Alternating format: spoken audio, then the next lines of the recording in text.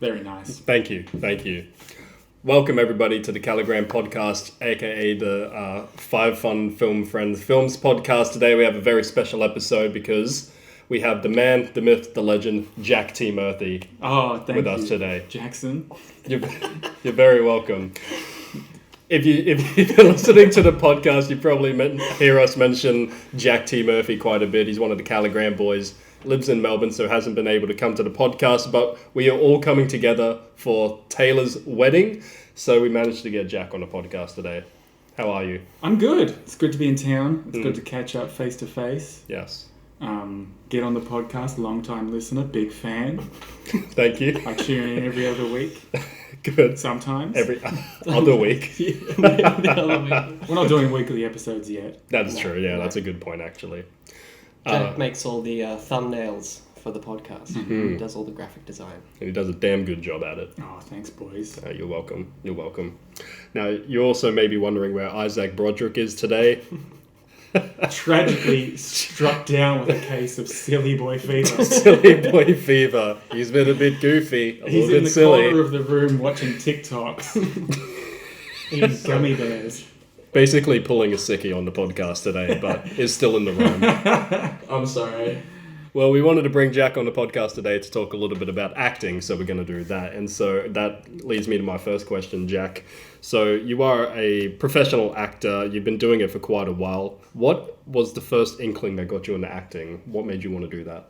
I was unhappy with my job. I still have a day job as a graphic designer. And I had a middling web job.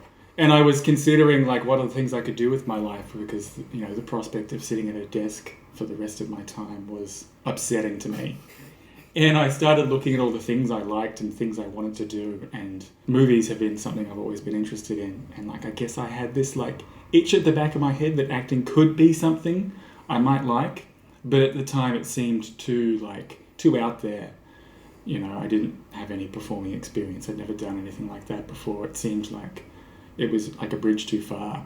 And so I kind of thought about it and then pushed it out of my mind because I got a better job. And that sort of solved my mid-20 life crisis. Until a few years later, I was living in New York for a short stretch, and it sort of popped up back in my head. And I was like, I'm in New York. I wonder if there are any beginner acting classes. Theatre capital of the world. Let's do a Google. And it was a Friday afternoon. I was just Googling away, and there was a couple of schools, and one of them happened to have an intro course that following Monday. I had a 6-week beginner acting class. And I was like, oh great, I'll just go to that. I walked in, the Theatre District, New York. The studio was T. Schreiber Studios, and Terry Schreiber himself was there, and he spoke briefly, and they went across the couple of the courses, and it was the perfect thing for me at the time. Everything they said about what they were introing you to acting was okay, perfect. I'm not stressed. I don't feel self-conscious. They're taking me. I know nothing. I didn't need to worry about having anything. And I walked in and I loved it. Great teacher. It was just a really great space to walk in and figure out what acting was briefly. And I came back to Australia and I continued studying from there. Nice. Would you say the studying in New York is very different to Australia, or is it more or less the same kind of style? I only studied a little bit in New York, and that course was mainly Meisner exercises as an introduction to scene work. And then my training in Australia was Stellar Adler based. So in Australia, people sort of hang back a bit more. It's a weird sort of tall poppies, daisy cutter kind of approach to American culture and Australian. It's interesting the way it sort of expresses itself. People want to stand out in America, but in Australia we love taking people down a peg, and everyone has that in the back of their minds. Really? But it's great to study in New York because Robert Vlack, who was my acting teacher there, was a known theatre director, and I see him pop up in any TV show filmed in New York, and I always get a kick out of that because he's always playing a judge or someone stern, but he's such a sweet, beautiful, kind man. If you start acting with him, you get the opportunity. It's a great place to start with because he loves it. And that was really encouraging to me for the first acting teacher you ever have to say there's film acting and directing and casting, all that other crap. But for him, at the end of the day, he loved teaching because it was just about the work and just like that in between people and scenes. And that was, for me, so exciting to hear because I was like, oh my gosh, I want to see what that is. I love that. That's what I'm here to explore. What are the things that you feel like you really learned that were really useful in acting school that you could maybe share and say, like, this has been very useful for me in my prep for roles or during acting? The most useful thing I learned about my brief time studying in New York, and that's sort of the outcome of the Meisner exercises, was like, people talk about being in the moment and that sort of in-between place where you know what you're doing in the scene but you're feeling it, and that's what I got from that. I guess that's kind of lighting the candle for me. It's this dragon you chase when you're trying to get into what you're doing that you can feel in the moment and you feel something channeling through you. Not a lot of formal training from those brief 6 weeks, but like this idea, this feeling that like that central idea of what acting was, and that is what, ultimately acting means to me, that out-of-body experience, so to speak, was what I was pursuing. And then I came back to Australia. It was formalizing ways of looking at scenes, looking at characters, different questions you ask yourselves, ways to build up an understanding of what a scene is. My training was great and really helpful for me. And, when it came to Shoot Bloom, I found myself using tools I had learned in class that I'd been lazy with, It really crystallized a lot of things to me because we had so much to prepare. And, it was nice to know that my 2.5 odd years of studying was like, I had these tools at my disposal, I had this big script in front of me, which was so exciting. And I was thinking to myself, like, how am I going to do this? And I was like, I'll do this and think about this. And all the things came together. Stellar Adler training is like, I would say, imagination based. I build an image of what I'm doing and who my character is in my mind. And that informs what I'm doing in the scene. I'm not thinking about my memories. I've created the character's memories and they exist inside me. So I guess I'm remembering something that I've imagined and I'm leaning into like inner life within myself and using things within the scene to sort of reinforce that. People are saying things to you and that hints on stuff you've created in your own head. And yeah, acting training is a lot of technical things and then like learning to get comfortable with yourself, learning to explore yourself. I think that's the underside of what you need to do. A lot of people might describe it like therapy. Mm-hmm. You need to go within yourself and only you can do that. They say you want to get in touch with something inside you, like an emotional scene. Like no one else can help you do that. Yeah. Maybe a therapist could if but like you shouldn't just be, doing acting for therapy. That's right. Not particularly healthy. I think that's like a lot of people who use, method style acting's effective memory techniques, which is drawing upon your own experiences as fuel for scene work. It's an unhealthy practice if used incorrectly. Mm. So when you like are prepping for something or whatever, whatever experiences you've had in your own life or whatever, you sort of, I don't know if you use those or if you set them to the side and you're like much more focused on creating memories. Yes. Yeah. I mean, who I am and where I am at my point in my life informs the work that I do. Sure. But, asking me what I'm thinking about in a scene, it's whatever the subject of the scene is. Right. Like, if the scene is me upset about a dead dog, the work that I've done to do that scene is creating the life of that dog and making that meaningful for me as the character. And I think about that from the character's perspective. And I use touch points in my own life to sort of understand things. I've lost pets and family members and things. Those experiences aren't put to the side. To go somewhere emotionally, I think you need to be in touch with that within yourself anyway. You can't ride a horse in a scene if you've never ridden a horse off camera, so to speak.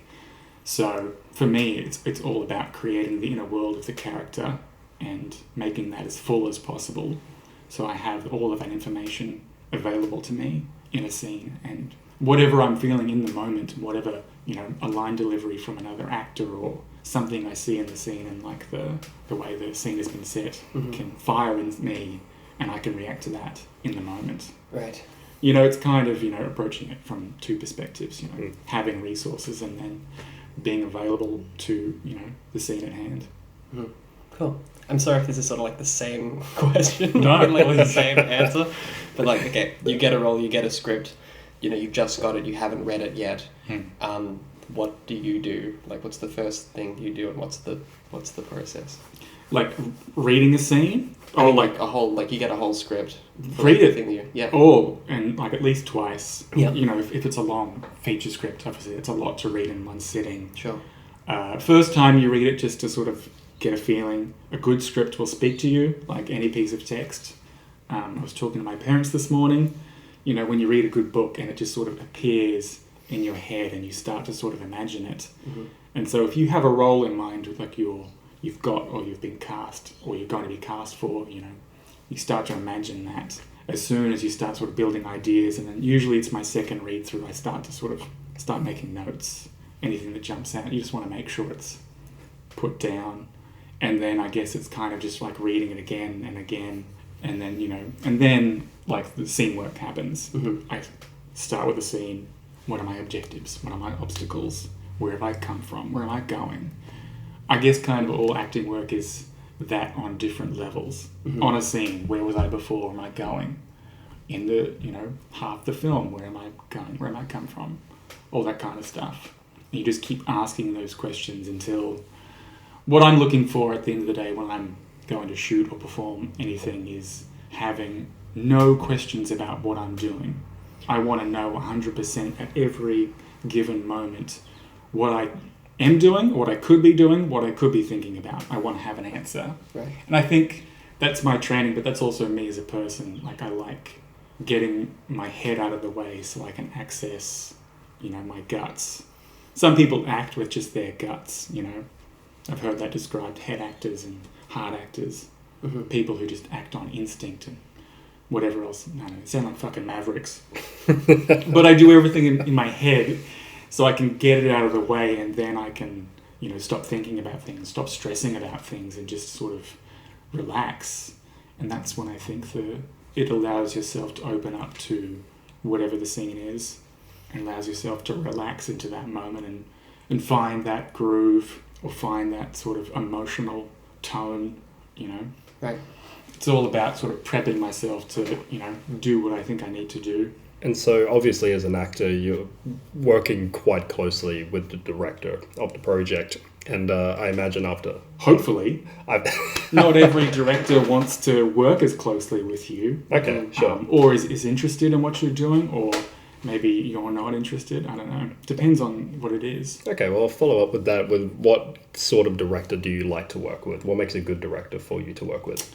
A director who wants to empower me to do what I want to do. I don't mean that in a, like, I don't care what they think. Obviously I do. That's primarily why I want to, you know, work on films is, you know, I enjoy the acting work, but it's shared storytelling. You want to help tell whatever the story this is. If I'm doing something, I'm going to say I have some sort of emotional, like, investment in its success. Not saying I won't ever sell out. I absolutely will or do. Please contact me. I'll do many things for money. Please. But, you know, I want to work with a director who is, like, invested in me doing my art. Yeah. And it's a collaborative effort. I don't know how I would feel about a director. I think it's been good. I've worked with directors who've had the same acting training as me. And that's cool because we speak the same acting language and they can give me notes that mean immediate things to me.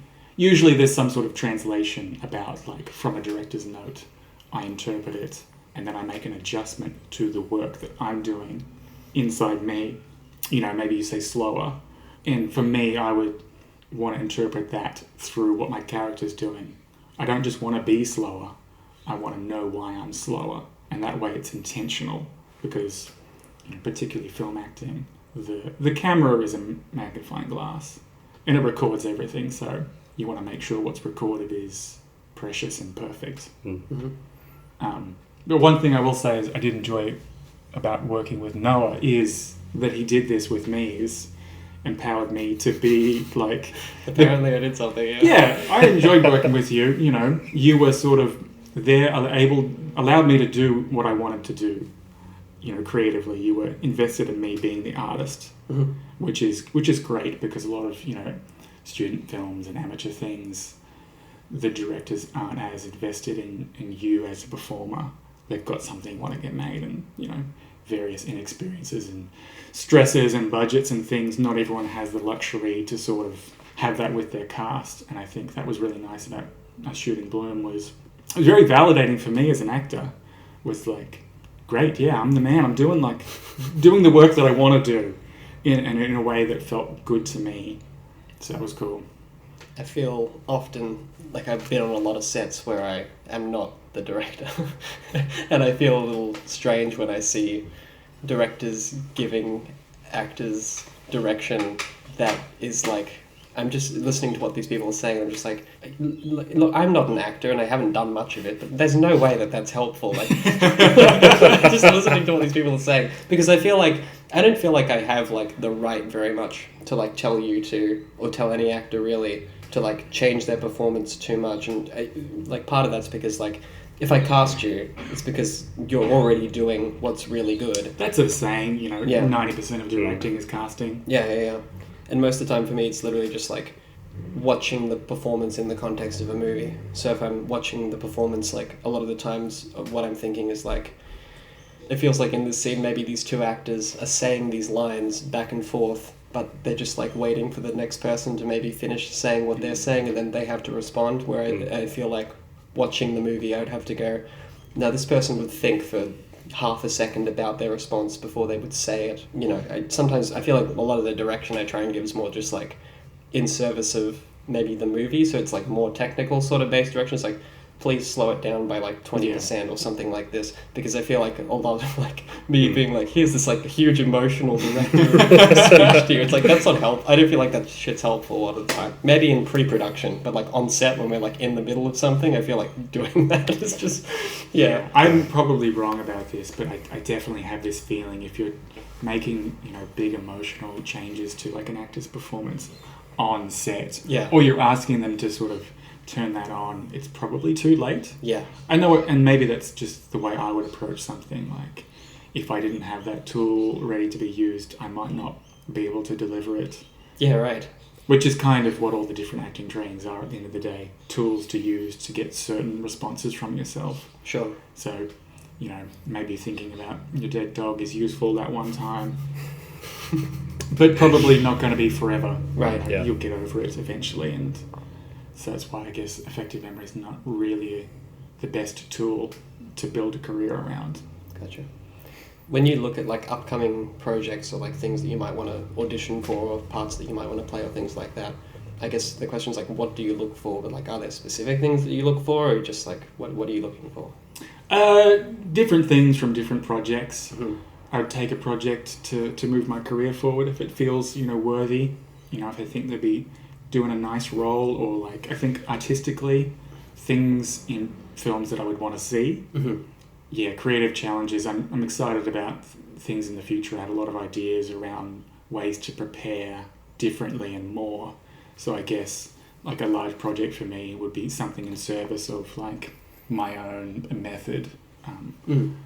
So yeah, something that would allow me to invest time in doing more of my background work. And I want to do stuff like incorporating more improv into my own personal rehearsals. I want to take my characters out of the scenes. I have this weird fantasy where the more I can do to demystify the scene work, I think will like alleviate pressure from myself, to allow myself to do more creative work.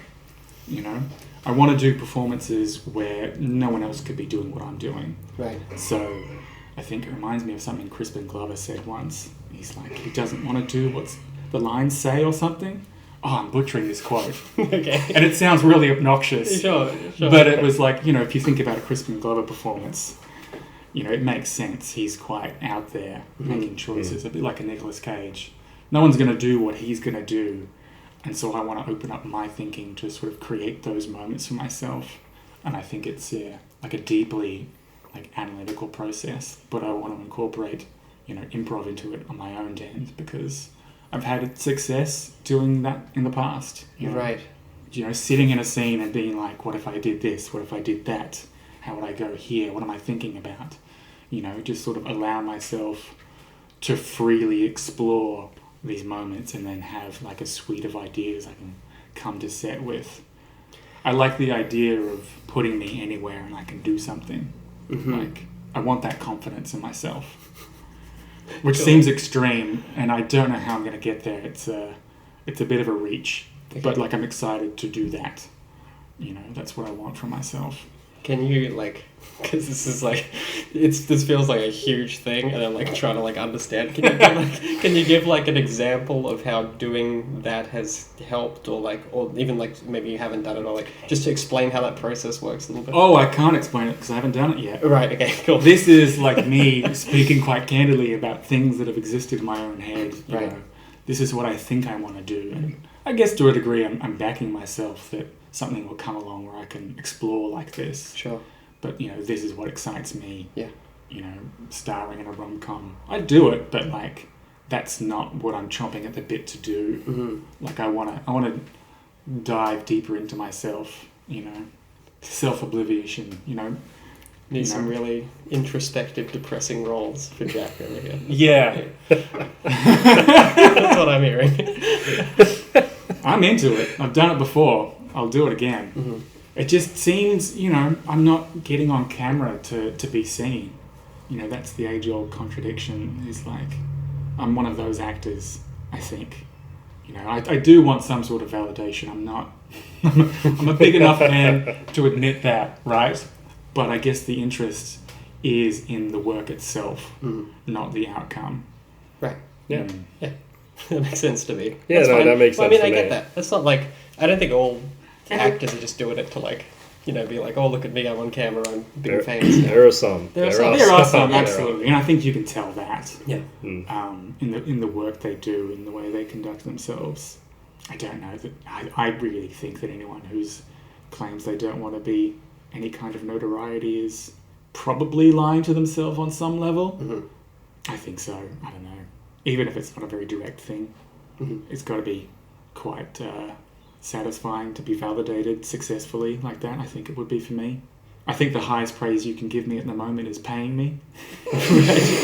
You know, like being valued for your art. Right. You know, that'd be great. Yeah. You're not being paid for coming on the podcast, by the way. No. Sorry. We can set up a deferred payment. payment. An exposure. I thought this was Everybody how else. I worked it in here. I get you to admit it on camera. Yeah. And then you edit it out so I can just like gaslight me about it. Exposed Calligram cutting out payments on their podcast. God damn. I am curious if there are any actors alive or dead that you sort of look up to or draw inspiration from for your own style of performances, or even getting you into acting yourself. Was there anybody that you looked up to in that sense? I don't know anyone that like inspired me to get into acting. I was definitely... It's movie magic. Yeah, you know. sure. I have great memories watching, you know, Star Wars on VHS when I was very little. Nice. I remember seeing Jurassic Park when I was, you know, 5 at the cinemas. Oh, which man. apparently was a pretty rogue move on my parents' part because I was very young. Right, yeah. But I loved it. You know, Yeah. I loved dinosaurs. So I saw Jurassic Park was amazing. And that's sort of deeply embedded in my psyche. And I like sci-fi and fantasy and those kinds of things. So it's kind of an extension of various interests. But something that's sort of evolved underneath the hood, I think, for me. In the least obnoxious way possible, I really respect certain aspects of Daniel Day-Lewis's approach. Not his intensity of like preparation or like his sort of offset, like off-camera antics. I think it seems, you know, it's what he needs to do to get to the place where he feels comfortable perform. But he said some really great things that resonated with me about not having to work all the time to consider yourself an actor, you know, taking roles that mean something to you, that fire up your passion. You know, I like that approach. You know, I feel there's like a hustle culture, constantly working and doing things. You know, I want to work enough to keep my passion alive, and that was something that he was saying, and some other things around, you know, his preparation and how he was approaching, like thinking about his characters. I think that's kind of where my improv idea came from. I'm misremembering the interview, but like he was saying some things and I was like, yeah, I like that. I want to find that for myself, but in my own way. I think that's where this idea of, you know, how broadly can I explore this character, you know, outside the script, if I can explore the character without the script, and then I bring the character to the script, how would that change the way I approached my performance? And I thought that was a really interesting idea. It's not even what he said, but that's what like I was thinking about. Right. And I thought, what would that do to my performance? How would I be, because you look at a script and you read the script and that informs to you who the person is. It's kind of like reverse engineering. They did this, they said that. This person said this about them. I take that information and I build a portrait of the person. So what if I did that without having to put myself through the effort of learning the scenes, and then I brought this character to the scene? I thought that was an interesting way of changing how I was approaching the work that I thought might yield interesting results for me, creatively. And, like in a performance sense, I thought I might be able to do something good in that manner. I was listening to an interview with Paul Thomas Anderson once. I think it was in context of The Master, but he was talking about writing scripts for actors, which is a rule I kind of like to follow, which is like just to write them cleanly. So like in the action paragraph, don't say like they are feeling this way, like describe how they look instead, or something like something that they do physically. And he was like if your character walks down the street, that is a character trait. Don't like write it has to be done like anything that the actor is or the character is. It has to be established in action and in dialogue. You don't get to like write like how they're feeling in the thing. And I always followed that and thought that was good, because I felt like if I was reading that, it's like that's not a screenplay, it's a novel at that point. You know what I mean? Exactly. Yeah. A screenplay is the blueprint for a film. Yeah. It's not the film. It's not meant to be enjoyed like that. I don't feel it sort of steps on my toes as an actor to read that kind of stuff. It just kind of reads badly. Yeah. I've read many student film scripts and been part of like cold reads and things. And, when you're reading it, it's like they saunter down the room. They've done this 100 times before. And it's like, oh, God, no! Yeah. Like you can include that kind of information in like a character breakdown. Yeah. Like they have a repetitive life. It's easy without inserting it into the script. And honestly, it just bloats your script out. Like you're wasting 2 to 3 lines of character, like action, that doesn't belong there. Yeah. Are you really struggling to hit 8 pages of dialogue? Yeah. Yeah, it's crazy. The most I've ever done is like, and I'm still not happy with doing this, but I still put it in because I feel like it's necessary to like explain the reaction somebody has, because I'm going to cut to a reaction when I do the thing. It's like, they look this way. It's like, they look saddened or whatever. It's like, okay, cool. But like, it reads like shit still, but it's like at least the person reading it knows that it's like, as Jack said exactly, it's a blueprint. Like Hitchcock said that back in like the 70s when they was like, the script is like, all Hitchcock being like, they put buildings down on paper, why not a film? It's like, yeah, you're exactly right. But yeah, so this is kind of changing topic a little bit. What do you want out of the other actors that you're acting with, like out of scene partners and stuff like that? What's a good scene partner and what's a really bad scene partner? Bad scene partner. I had a bad scene partner once that was having a bit of a tantrum once because they wanted the director to come over and give them direction. And I thought, like, this was something I learned from my theatre teachers. Like, you don't come to a rehearsal and not know your lines. You don't come to a rehearsal, to learn your lines. You should know your lines. Right. You come with ideas. Yeah. And, like, if you need direction right before we're going to call action, like, this scene's not going to go well. Right. Like, you need to have ideas. You're the creative here. So is the director. And the director should have input. If you don't know what you want from me, if you don't have an idea of how the scene might go, like, we're not going to find it. Or we're going to take a long time to find it together, Yeah. That's quite stressful. I've had directors ask me because they didn't know. I was like, oh, no. No.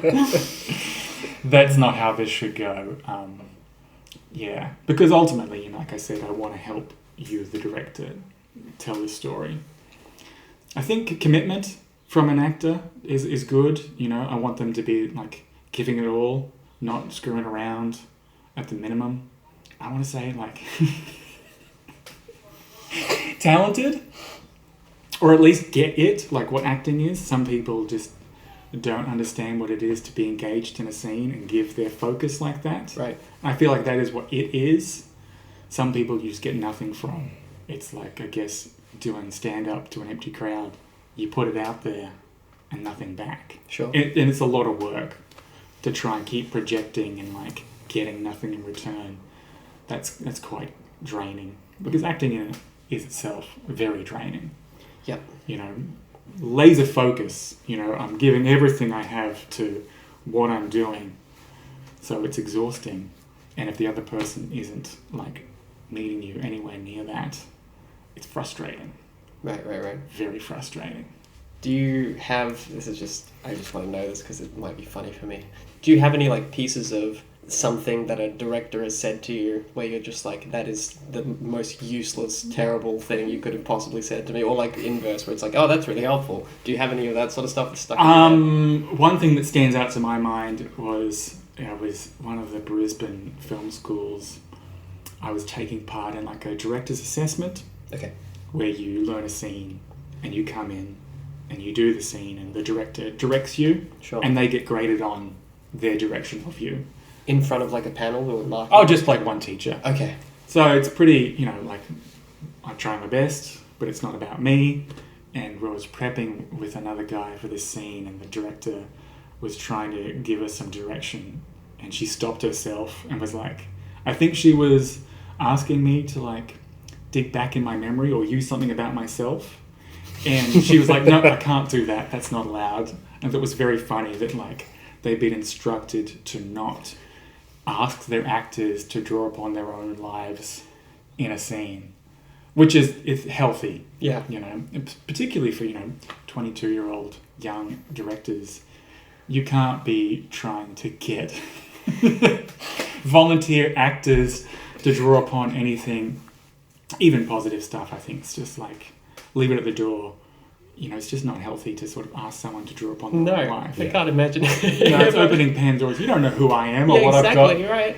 You know, even actors should be sort of careful about what they try and bring into a scene. I think, at least. And good ones. I'm going to throw another compliment at Noah. I hate this. Yeah, Noah. One of my favourite directions from you was we were working on Bloom. It was like the big day with everyone on set. Oh, yes, that was a big day. The most people, and like my biggest emotional scene. That was my favourite day shooting, because you and I were just like really in sync. We were like doing some stuff, it wasn't working. We were. And it was just like nice. This is the first time feeling like we were in sync. Yeah. That was the worst day on set for me. 100%. I was having a great time. Yeah. And yeah, you gave me one direction that really enhanced what I was doing. And you correctly pointed it out that I was like pushing the emotion in the scene.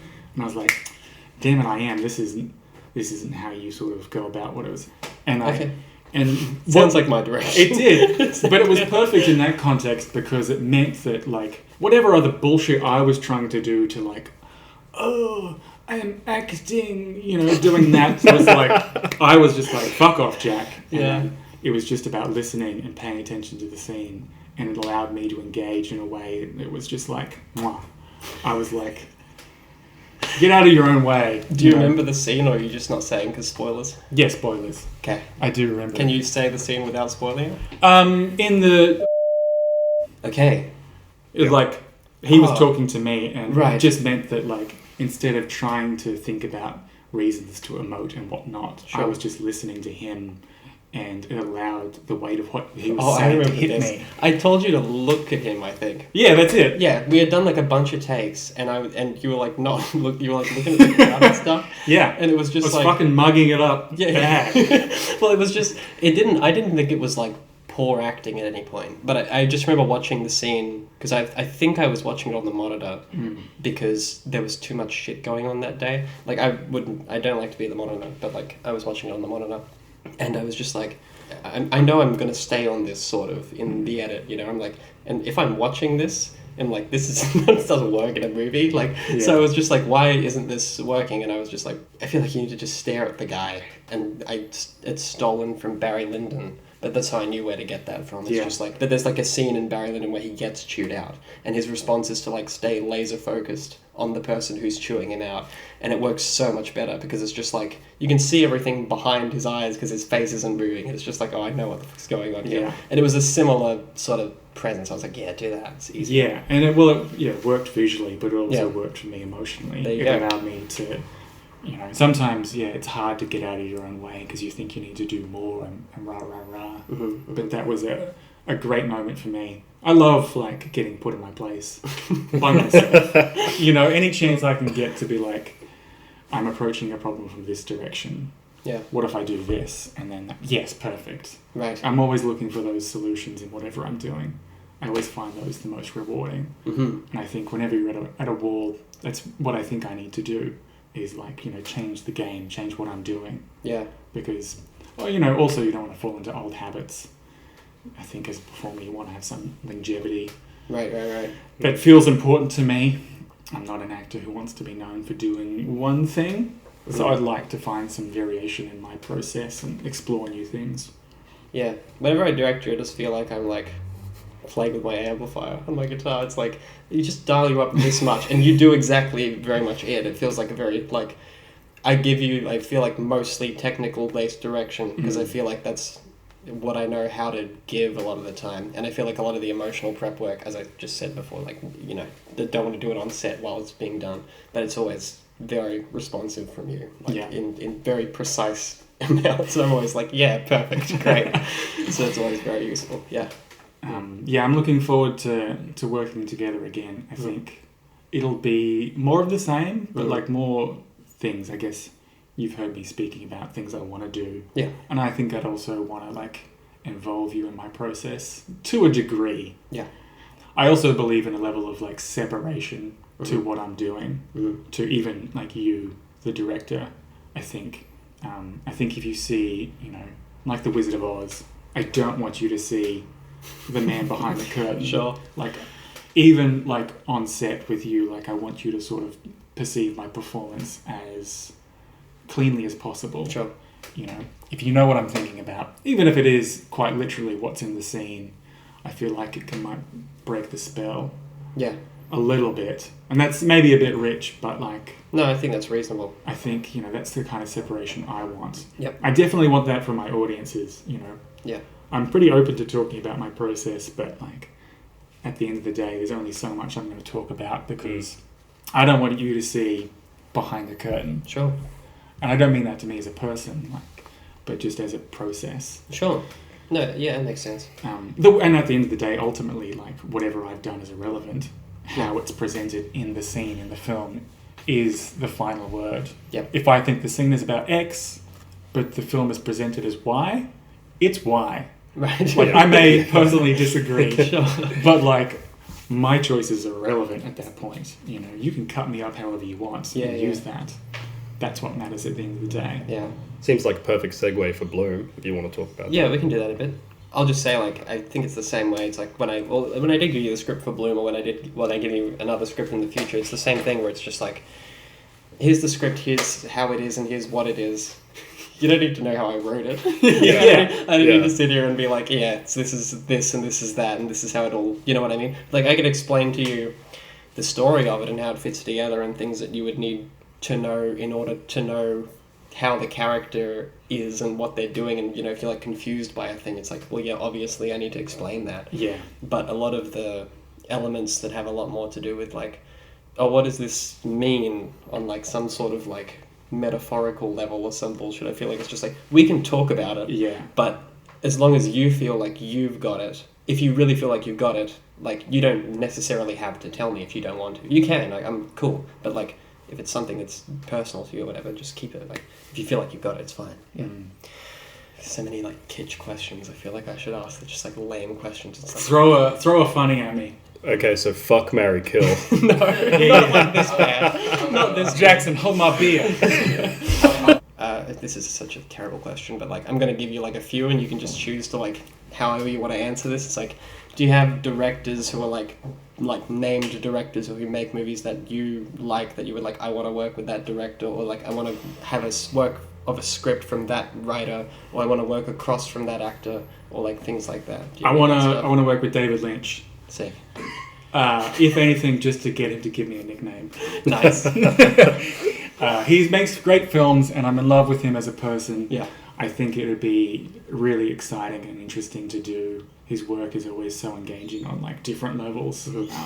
Yeah, I'm on a bit of a Lynch train at the moment. Cool. Favorite Lynch film? I'm gonna go TV Twin Peaks. Fair enough. It's just great. That said, I haven't seen Fire Walk with Me or The Return yet. I've been dragging my heels there. I tried to watch Fire Walk with Me once, but I wasn't in the right frame of mind, and Ghost David Bowie was just like too far for me. Yeah. He looked like he ran out of a film clip into the set. I was like, not today, David. Right. Sorry. Not ready for that. But I did watch Eraserhead very recently. I reckon I'm gearing up for a rewatch. Cool. It was a lot. How do you feel about, on the topic of Eraserhead, how do you feel about like acting where you have like 3 lines in the movie? Well, that's that sort of performance. That's, lines aren't acting. Scenes are acting. Which I guess brings me to a gripe about certain auditions I've had where they send you 7 scenes. That's ridiculous. And maybe there's like 3 lines across, and it's like, oh, you've only got 3 lines to learn. Like, no, I've got 7 scenes to learn. And I guess because I want to work like a pro, that's 7. Like, it doesn't matter if I'm not saying anything. Sure. Like, I'm thinking things in the scene. I'm doing things. Like, acting isn't just saying things. It's being in the scene. And that means, like, 7 entries, 7, existing for however long. Right. 7 futures. I need to consider all of that to do it.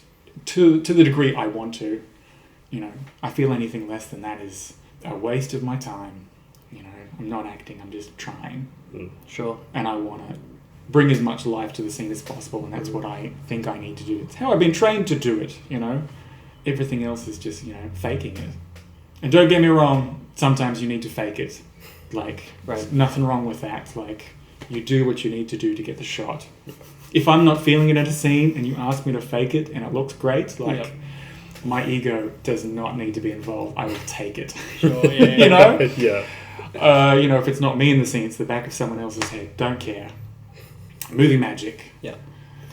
Over the past few years, I've been watching a bunch of like Lon Chaney Sr. and like Buster Keaton movies and stuff like this, and like they've become like some of my favorite actors. And there's no lines. Like they're all, it's from the 20s and the 10s. Like there's no audio. There isn't. There's score, and they're saying things to the other actors in the scene, but it's muted, or like they're just moving their face or something, or doing a bunch of stuff with makeup, or like Lon Chaney's being a crazy man, like jumping up on a rope as the Hunchback of Notre Dame. It's like a really physically like serious performance, like all of them are, and you just go, shit, that acting's brilliant. Like I've not seen that in like modern day. What I would love is an acting relationship like I'm blanking. Opening night. Cassavetes. Cassavetes and Jenna Rollins. Yeah. That final scene at the end, which like. It's this weird feeling, and like they're married and they're both great actors. Yeah. And it's improvised, I'm pretty sure. It is, yeah. And it works. Yeah. And it's, they're actors improvising, but like they are actors. It's about a play opening, and there are 2 actors in it, and they're improvising this like crazy opening night, and it's just mesmerizing. And I just love how the 2 of them work together. It's very impressive. I'd love to do something like that as much as it terrifies me. Right. But I feel like you can only be doing that if you're married to your lead actor and married to the director, There's an interview where Peter Falk asked Jenna about that, and he was like, and you guys just improvised that? She was like, yeah, we just improvised it. It's like, I thought for sure you 2 were going home every night and rehearsing that for what to do. It's like, no, we just did it. You just totally did it. It's great. Yeah. There's a real audience too. Cassavetes put like flyers around and just tell people to show up, and they did. Wow. So yeah, they might have not even known that there was a film being filmed. Because it's shot very wide. Yeah. They could have thought they were just recording the performance. Yeah, and all the audience shots are like long lens, so just like hiding backstage and filming random people who show up. You know what I mean? Yeah, that stuff deeply impresses me. Yeah. All Cassavetes' work. As a director and a writer and then as an actor too. Like the man, go home. Yeah, he's amazing. Yeah. leave some talent for the rest of us.